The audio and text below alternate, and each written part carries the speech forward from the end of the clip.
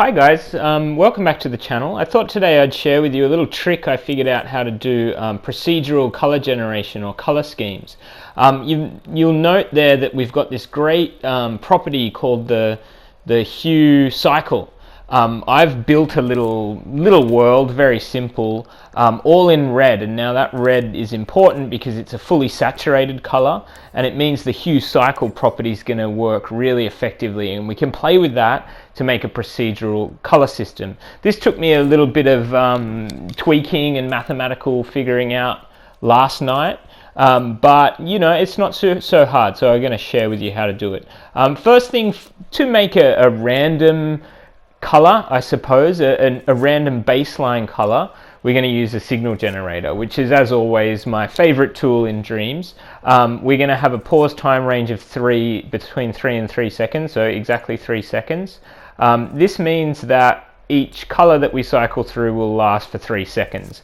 Now, you could just set the random color at the very start of your level. You could cycle colors when you need to cycle color schemes, whatever you like.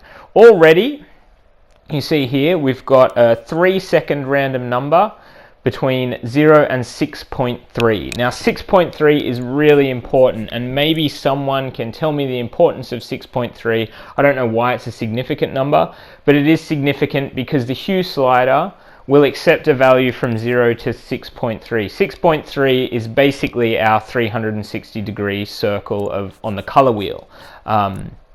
So already what we can do, we can stick that slider into a couple of elements on our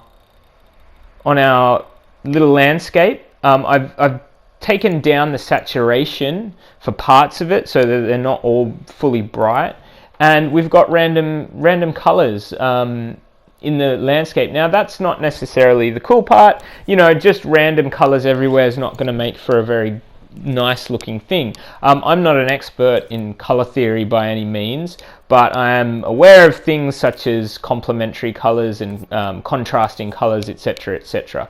And we can use maths to work out, you know, a nice parallel point, or not parallel, rather a nice other point on the spectrum to go with our base random color.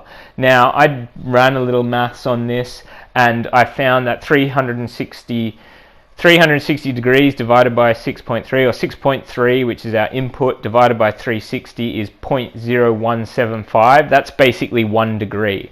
1 degree on the color wheel per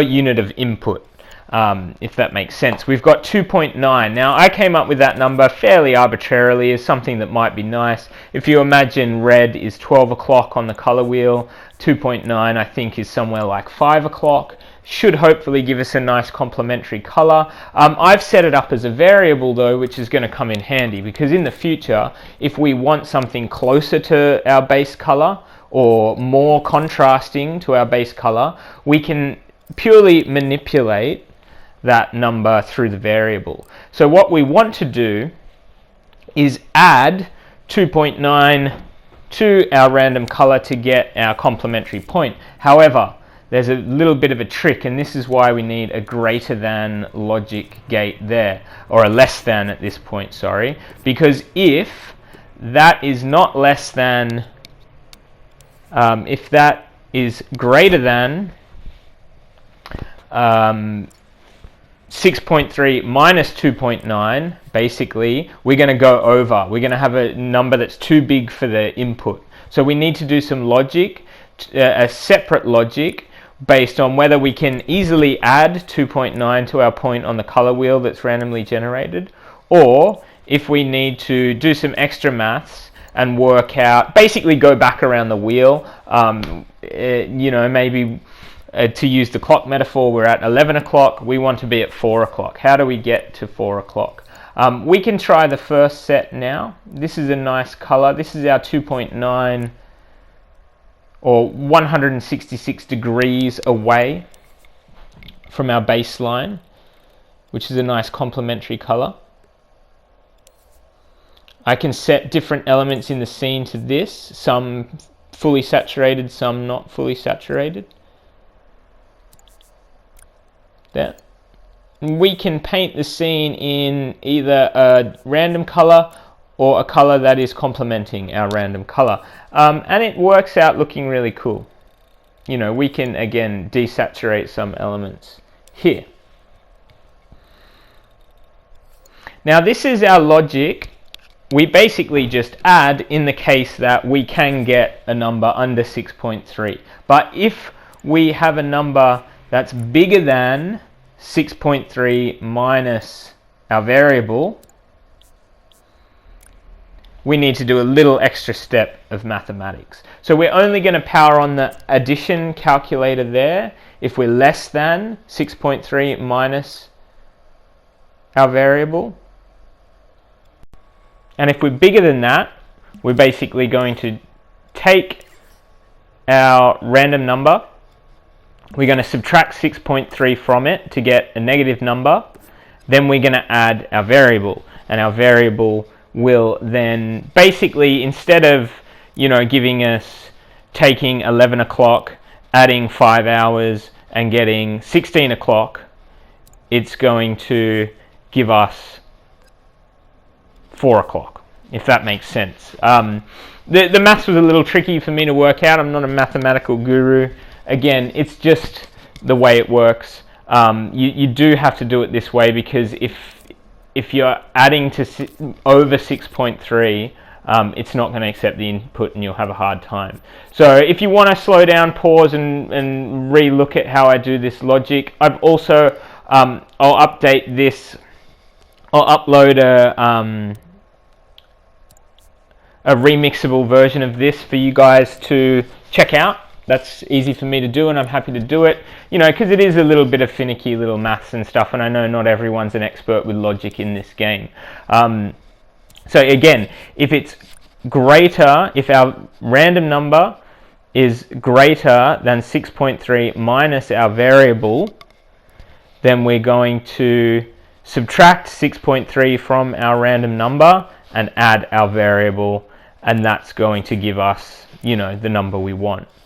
Which is exactly the same around the color wheel difference as the first set of logic. We just have to do that so we don't exceed, you know, that's the great thing about a color wheel system or a degree system on the tint cycle there, is that, you know, you can have complementary colors anywhere on the spectrum. You don't get a problem because you reach, you know, the last color. It's not a spectrum, it's a wheel. So that's super cool. All right, so here's what it looks like. You know, there's some desaturated parts, there's some brighter parts. You know, this is using the 2.9 variable, which is 166 degrees away on the color wheel. But the way I've set it up here is that you can, if you want something that's less contrasty, or you want something that's more contrasty, you can easily just manipulate that variable. So if you go in here, you'll see I can just hit this. What do I want? Do I want it to be more contrasty? You know, 3.15 is half of 6.3. So we could see the absolute opposite, I guess, the totally contrasting color. If you reset a variable, by the way, you do need to reset the logic of the game. I think that's why I was having a hard time there. You watch for it to propagate. It's not going to propagate until you reset the logic. There we go.